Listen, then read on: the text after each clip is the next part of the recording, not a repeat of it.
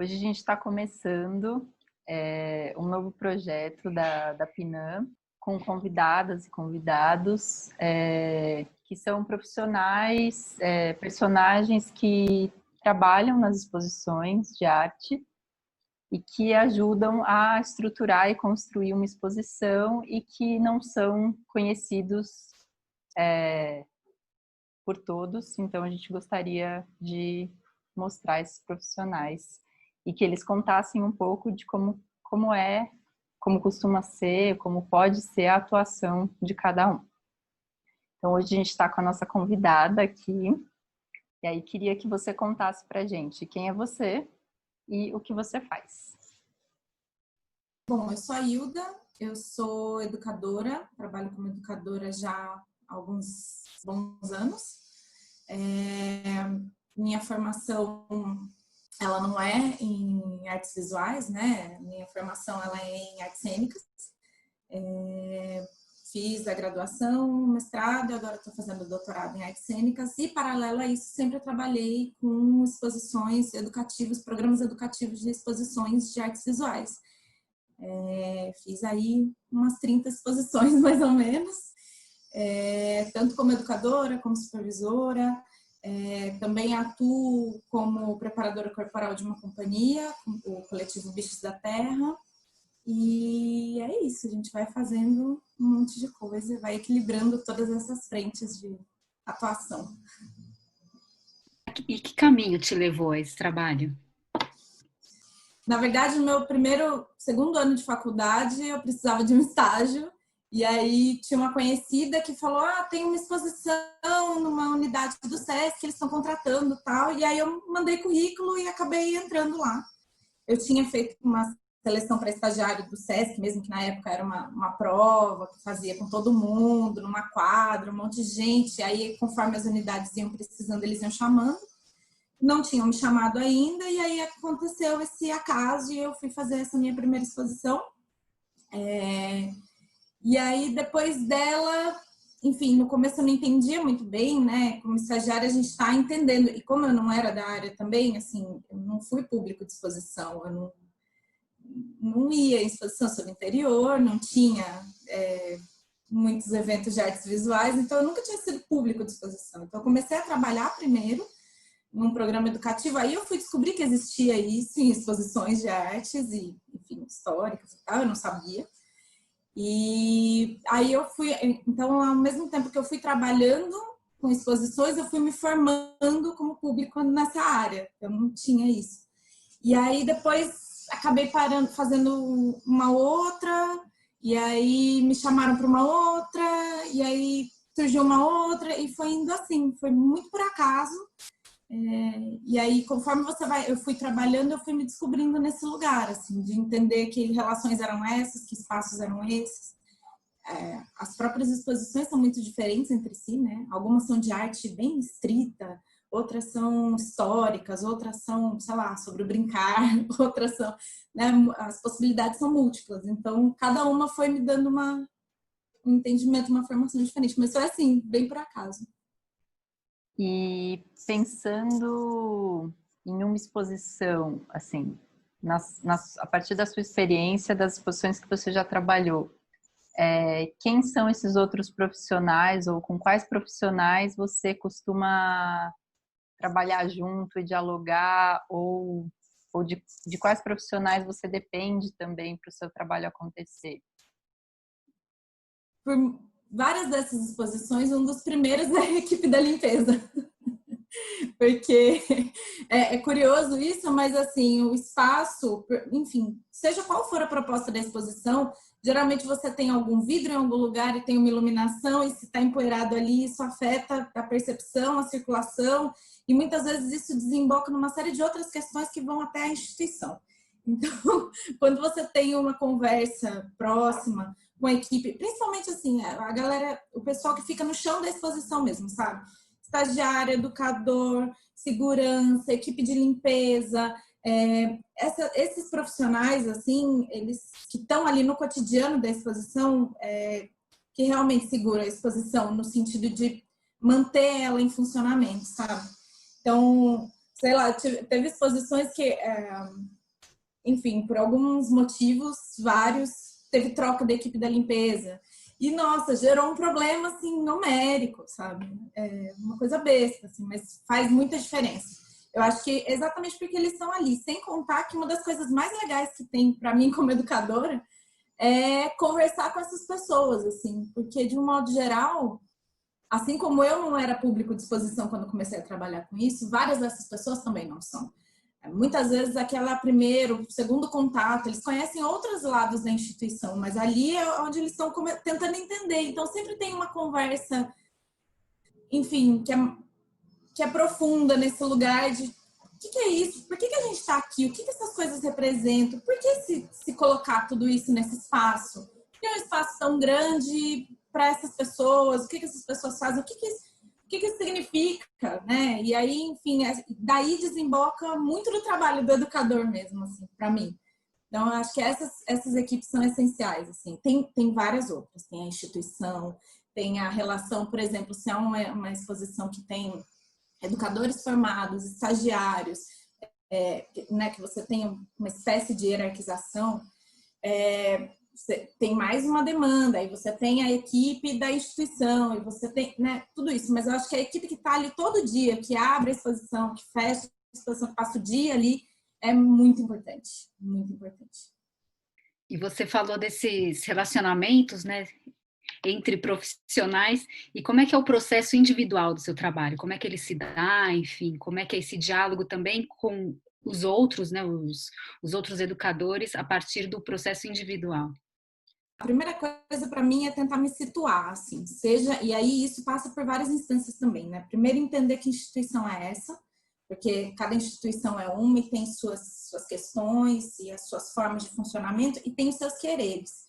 Então, para mim, é bem importante entender um pouco o que a instituição espera, real, assim, não só discursivamente, mas de verdade, para, enfim, até evitar problemas futuros e entender como eu posso criar dentro das condições que estão sendo dadas, sabe? Então, isso é uma primeira coisa. Depois, na sequência, entender que exposição é aquela, que artista é aquele, que espaço vai ser aquele. Isso, você falou das relações, eu acho, para mim, o trabalho como educador, ele tem a ver diretamente com relações. Na verdade, ele é um trabalho sobre relações. São as relações com aquela obra, ou as relações com a outra pessoa que está no espaço, as relações com o público, as relações institucionais, as relações sobre relação, assim, né? Você tem um aglutinador que é o tema da exposição, mas são as relações que fazem aquilo acontecer ou não, sabe? Então, pessoalmente, eu começo tentando entender onde eu tô, que espaço é aquele, do que se trata a exposição, e aí, sei lá, uma exposição de fotografia, vou ver um pouco sobre técnica, vou lembrar um pouco de coisas que eu já vi, ou vou descobrir coisas novas que eu não sabia, pessoalmente mesmo falando. E aí, a partir disso, eu começo a desenvolver algumas ideias, assim. Então, por exemplo, sei lá, teve uma exposição que eu me dei conta que muita gente estava propondo coisas com jogos feitos. Eles estavam fazendo muitos materiais para a exposição, assim, a maneira, né, o processo criativo do coletivo. Propor jogos, então fazer jogos, cartas, tabuleiros e tal. E aí eu falei, nossa, eu acho que eu queria propor um jogo sem materialidade. Então, propor um jogo de corpo. Como é que eu faço, né? Como é que eu posso trabalhar sobre isso? Era uma exposição de performance e tal. Então, pensei que tinha tudo a ver com o contexto da exposição. Então, eu vou buscando essas relações. Mas já teve uma outra exposição que eu trabalhei que eu falei, nossa, eu trabalhei pouco com jogos, então aqui eu vou criar um baralho de cartas. Porque eu vou usar esse objeto de mediativo para construir essas relações. E também funcionou muito. Então, varia bastante, porque varia em função do que a instituição realmente quer, do que a exposição também quer. Às vezes, a própria linha curatorial dá pistas, tanto para você concordar, quanto para você questionar. Então, também dá para fazer isso, né? Estando ali, mas para isso precisa conhecer muito bem, assim, o espaço, as formas. Então, geralmente, eu começo tentando me entender nesse espaço, no que eu estou fazendo ali. E aí, a partir do que a exposição me dá, do que eu vou encontrando, eu vou criando meios, assim, que são muito variáveis em função da variedade de exposições, né? Sei lá, quando eu trabalhei numa exposição histórica, a minha proposta, ela era muito mais de cartografia de tempo, assim, de tentar entender que tempos eram aqueles que coexistiam. Já numa exposição de arte contemporânea, tem outras possibilidades que, sei lá, é que é na mais recente. Enfim, tem outras possibilidades que a gente vai puxando daí, assim, mas o meu processo geralmente ele parte daí. E aí e é disso também que eu vou tirar meus roteiros de visita, que eu gosto muito de fazer. É disso que eu vou tirar outras coisas que eu vou continuar estudando.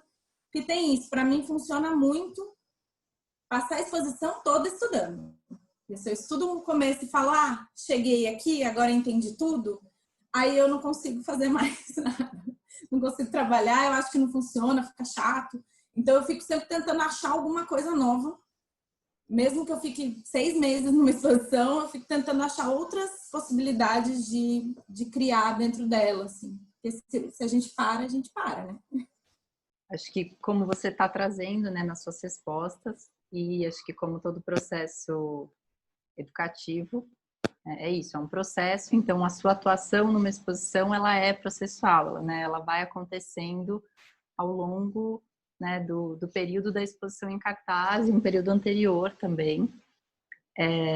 Então, talvez possa ser interessante você contar, assim, em linhas gerais, claro que isso vai variar muito de uma dessas 30 exposições para outra, mas um pouco contar como é o dia a dia do seu trabalho, como supervisora de uma equipe, por exemplo.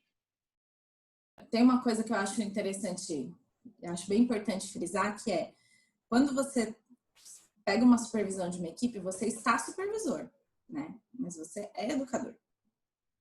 Eu me vejo assim, a minha formação é de educadora. Então, quando eu faço uma supervisão, eu estou supervisora. Isso significa que eu continuo sendo uma educadora, mas agora eu tenho uma nova camada de relação para lidar, que é a relação entre instituição e educadores ou estagiários. Então, é mais uma camada onde eu tenho que pensar criativamente e pedagogicamente, porque faz parte do papel do educador, enfim, criar essas relações e educar, inclusive, instituição e aprender com a instituição. Então, esses processos são fluidos, né? Então, posto isso, um dia geralmente começa com... Eu chego numa supervisão, né? Numa coordenação, numa supervisão de equipe. Eu chego e eu vou verificar a agenda. Tem um aspecto da supervisão educativa que é um aspecto bastante burocrático, né? Que eu particularmente considero que é um aspecto importante também, e não é porque ele é burocrático que ele precisa não ser criativo, né? Criar uma escala de horários, né? Planejar mesmo uma agenda para cada um dos educadores, em função do que cada um está pesquisando, em função do tempo que ele precisa estar ou não no espaço, ou estar construindo materiais, ou estar pesquisando. É um processo criativo forte, inclusive, para você equilibrar todas essas coisas. Então, verificar como está isso, verificar as necessidades do dia da equipe. Tipo, vamos ter alguma reunião? Tem que preparar alguma coisa? Quais são as emergências e as propostas? Porque senão, é muito fácil, já aconteceu de eu estar numa equipe que a estrutura do trabalho estava bastante resolução de emergência só. Apagar a fogueira. Então, era um dia que tinha que apagar incêndio. Só que isso um dia acontece, um dia ou outro. Agora, sempre é muito complicado. Já estive em exposições que todo dia era um incêndio diferente e a capacidade de proposta, né, da equipe acabava ficando pequena.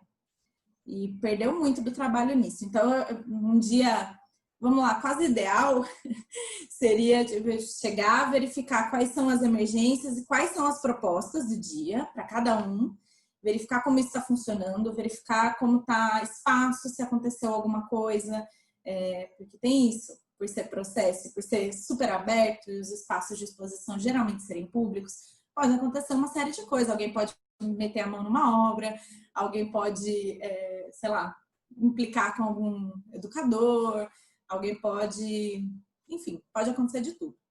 Então, verificar todas essas questões, o que aconteceu, não aconteceu, descer para o espaço, ver como está o espaço, ver o que todo mundo precisa, ver como estão os horários. Ah, todo mundo está conseguindo almoçar? Está equilibrado o horário de todo mundo tem a mesma quantidade de almoço, estudo, pesquisa, produção de material, está tudo equilibrado? Ah, tá, ok. Voltar a ver institucionalmente o que precisa. Verificar todos os e-mails, tem alguma emergência institucional, tem alguma reunião, tem alguma coisa? E aí ir equilibrando as coisas nesse lugar. Geralmente, num dia ideal, em 2, 3 horas depois de chegar no trabalho, já tá tudo isso já está em andamento. E aí a gente pode, por exemplo, fazer orientação individual. Falar, o que você está pesquisando? Ir para o espaço, ficar com eles no espaço. Eu gosto muito. Acho bem importante estar no espaço. Por mais que é bem cansativo, eventualmente, mas eu acho bem importante para isso, assim, para saber o que você precisa. Tá tudo certo? A pesquisa tá indo? Chegaram os materiais? Faltou alguma coisa? Precisa resolver alguma coisa? Né? E ao mesmo tempo saber, e a pesquisa tá como? Olha, tem tal leitura que pode te ajudar. Você sabe que eu fiz uma coisa parecida numa outra exposição. Ter esses momentos de troca. Por isso, assim, para mim, o ideal é isso, assim, ter claro que são as relações. É claro que a gente tem um checklist completo de coisas para resolver, burocrática e criativamente, mas tudo isso está em função das outras pessoas. O trabalho no educativo, ele não acontece se você estiver fazendo só uma coisa, sabe? Faço meu horário, tô indo embora, bato meu ponto, vou embora. Se você não se interessa pelo que os outros estão pesquisando, como os outros estão trabalhando, se os outros precisam de alguma coisa, desequilibra. Então, todo mundo tem que estar nesse conjunto de atenção de todos com todos, sabe? E talvez por isso ele seja tão desafiador, eventualmente, né? Porque é difícil para as pessoas entenderem isso. Eu acho que eu mesmo demorei um tempo para entender que era assim que funcionava. E, ao mesmo tempo, ele é bem o oposto do que a gente costuma ver associado a trabalho, né? Então, as pessoas acabam minimizando isso exatamente porque ele não é um trabalho individual. Você vai, faz o seu, tem aquele mérito todo, sozinho, né? Acho que ele é muito coletivo. Ele não funciona se não tiver encontro e relação.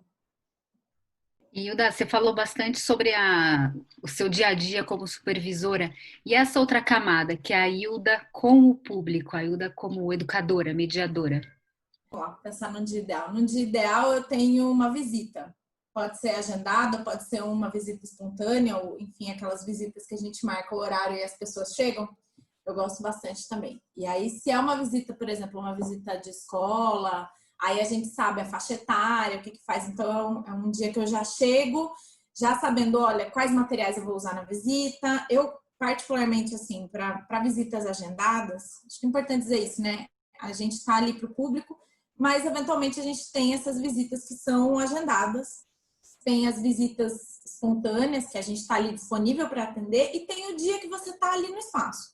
Então, são algumas possibilidades de visita, né? Nas visitas agendadas, nesse dia, que eu gosto muito, que é um dia mais ideal, eu já chego pensando em como é que eu vou fazer. Geralmente, se eu sei que eu tenho um grupo naquele dia, eu já conheço a faixa etária, vou pesquisar a faixa etária e vou preparar um roteiro de visita. Eu gosto muito, né? Eu acho bem importante para mim um roteiro de visita, até porque isso me ajuda a esclarecer um pouco as minhas possibilidades. Não a gente ouve bastante crítica, né? Eu já ouvi várias vezes críticas sobre fazer um roteiro de visita, acho que perde a espontaneidade. Mas eu acho que, na verdade, não. Na verdade, exatamente por ter uma estrutura, ele te liberta. Porque aí você sabe que você tem ali, sei lá, eu planejei, eu vou começar passando por tal obra, eu vou abordar tal tema, eu vou relacionar com outra e vou finalizar em outra. Só que nesse meio do caminho tem as perguntas, tem as pessoas. Então, coisas vão sendo adicionadas a isso. Mas você tem um fio condutor de discussão. Eu acho isso bem importante, assim. Ainda que seja para quebrar com ele. Mas eu acho bem importante. Então, eu sempre procuro ter um fio condutor. Mesmo que seja um fio condutor de obras que não se relacionam uma com a outra. Não se relacionam por quê? Quais são as discrepâncias entre elas? Isso já é um fio condutor. Né? Não tem que ser no sentido de algo fechado e que restrinja. mas eu também não gosto de uma coisa muito fechada e que restrinja, que é uma coisa mais próximo de palestra, uma visita muito explicativa, né? Não é nem informativa, mas explicativa, porque eu vejo uma visita, seja agendada ou seja espontânea, eu vejo que ela é como todas as outras coisas, ela é um processo, ela é uma relação. Então, o que eu proponho vai atravessar as pessoas que estão ali. E essas pessoas vão me trazer questões. E se eu tiver fechada, se eu tiver, não, eu só vou falar disso, não, essa aqui a gente não vai discutir, a gente não vai passar, a gente não vai olhar, a gente não vai pensar, eu perco. Eu perco enquanto processo. Dá um exemplo. Teve uma visita que foi muito marcante para mim, que era numa exposição de performance, e era um grupo, foi uma visita agendada, e era um grupo de pós-doutorandos em performance. E ninguém queria atender esse grupo. E aí eu falei, não, eu quero atender sim. Eu pedi para atender o grupo. Fui lá, atendi o grupo, cheguei e falei, olha, gente, eu sou a Hilda, tal. Vou ser muito sincera com vocês. Vocês são pesquisadores de pós-doutorado em performance. Então, com certeza, vocês sabem muito mais do que eu. Então, assim, eu posso dizer para vocês do cotidiano dessa exposição, de estar aqui todo dia e tal. Mas a gente pode fazer uma troca. Então, vocês vão me trazendo, vão me dizer coisas que eu posso aprender. Eu sei que essa visita foi maravilhosa. Era um dia bem tranquilo nessa exposição, então não tinha nada... Na sequência, não estava uma visita muito fechadinha, então não teve problema eu prorrogar um pouquinho, não ia dar prejuízo para a equipe, nem nada. A visita durou 2 horas. Foi incrível, eu saí da visita com uma lista de bibliografia e aprendi muito mais do que eu sabia. E, ao mesmo tempo, todos eles foram muito generosos nesse lugar. Então, eu poderia ter me apegado nesse lugar de poder, de ser a pessoa que está acolhendo esse grupo, e saído falando, não dado nem brecha para eles falarem, mas eu ia perder muito, né? E eu acho que a visita mesmo ia ficar chata, em 10 minutos eu ia perder o grupo, sabe? Então, para mim, esse dia foi um dia muito marcante, assim, foi uma visita que eu sempre lembro. Então, fiz uma digressão para falar de roteiros de visita e fio condutor, mas voltando, então o dia é atender esse grupo, então estar ali nessa 1h30, 2 horas em função do grupo, lendo e entendendo o que o grupo quer, me dispondo a realmente estar em encontro com eles, em relação com eles, e aí depois disso, um almoço, né? Uma pausa para sentar um pouco, porque é isso, quando a gente está entregue mesmo no que a gente está fazendo, é muita energia que vai, então você precisa dar uma reposição dessa energia, para depois voltar, estudar, rever como foi a visita, ver se tem alguma coisa para uma próxima, se não, o que aquela visita me trouxe que eu possa produzir, tanto materialmente, quanto em questão de texto mesmo, relatório, registro, o que aquilo me alimenta para eu poder continuar criando, seja criar uma nova proposta, seja repensar a proposta que eu fiz em função do que veio, e depois, enfim, ir para o espaço e estar ali no cotidiano com as outras pessoas do espaço. Eu gosto muito, eu acho bem importante, enfim, conversar com as outras equipes que compõem o espaço da exposição, até para que as pessoas entendam a importância daquilo, né? Desses encontros, desses espaços. Porque se as pessoas não conhecem, elas não vão saber a importância. Eu, quando comecei a trabalhar, não sabia a importância, não conhecia. Então, acho bem... Esse seria um dia ideal. Sem grandes incêndios. Como você já disse, né, como você já contou um pouco dos caminhos que te levaram a trabalhar, né, como educadora em exposições de arte ou outros formatos de exposição, queria que você contasse um pouco de que modo essa sua formação no teatro, essa sua formação que ainda segue, influencia no seu trabalho hoje, nas exposições ou nas artes visuais e vice-versa, né? Também de que modo as artes visuais influenciam ou tem algum tipo de impacto nas suas pesquisas ou na sua atuação no teatro. Quando eu comecei a trabalhar em educativo, essa era uma pequena crise que eu tinha, porque eu falava, gente, eu não conheço nada. Nunca li nada de história da arte, o que eu estou fazendo aqui? Eu sou uma fraude. Era uma questão mesmo. Depois eu fui entendendo que tinham coisas que não eram diretamente daquilo, mas que se relacionavam, né? Na minha formação mais acadêmica, assim, dentro do teatro. E aí eu fui percebendo que uma coisa que a gente trabalha muito no teatro e nas artes visuais, principalmente quando a gente pega performance em artes visuais, né? Mas a gente trabalha muito esse corpo no espaço, né? A gente questiona muito esses atravessamentos. Então, tem alguns causos que falam um pouco dessa relação entre os lugares, assim. Eu lembro que a primeira vez que eu fui fazer entrevista no Centro Cultural aqui de São Paulo, né, que fica ali na Sé, no prédio histórico e tal. Primeira vez que eu entrei lá, eu fiquei, meu Deus, o que eu tô fazendo aqui? Não vai dar certo, não sei o que eu vim fazer essa entrevista, nem sou dessa área, nananã. E fiquei muito tímida. Não sei se dá para perceber, mas eu não sou exatamente uma pessoa tímida.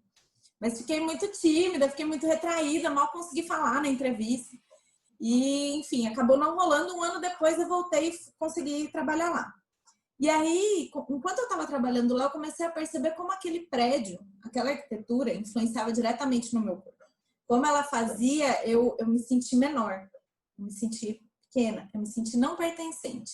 E aí, na maioria dos meus grupos, eu começava as minhas visitas falando sobre isso, né? Sobre como esse espaço, como a gente pode construir pertencimento com os espaços onde a própria arquitetura afasta a gente. Como a arquitetura tem o poder de afastar ou aproximar.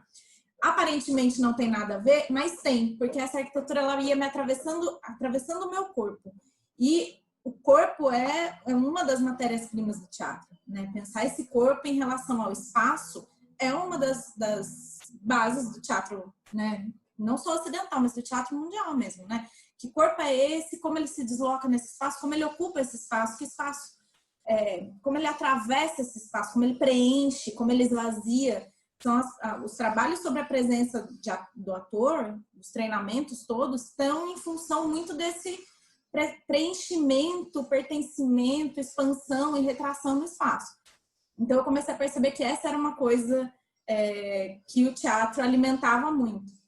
Outra é a atenção, né? No teatro, a gente trabalha muito com o equilíbrio do espaço, a atenção a cada elemento da cena. Então, pensando em teatro até de um jeito mais tradicional, quando você está em cena, você tem iluminação, você tem uma marcação no chão, você tem o texto. Esse texto ele precisa ser vivo, ele precisa ter uma organicidade.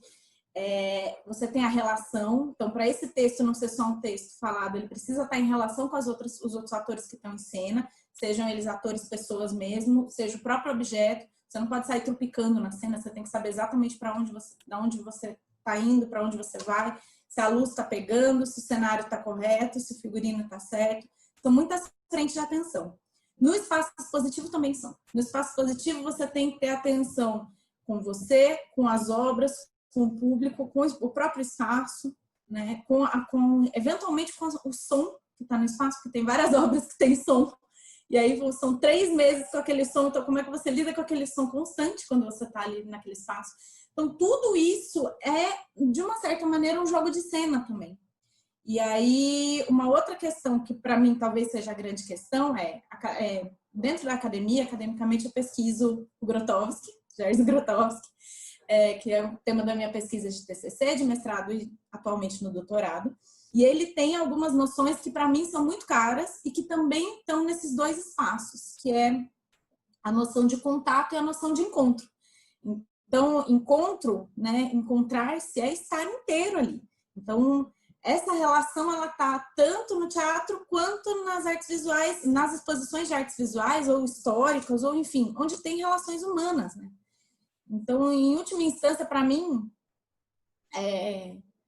a experiência de trabalhar em exposições educativas, de exposições de artes visuais ou históricas, enfim, de exposições.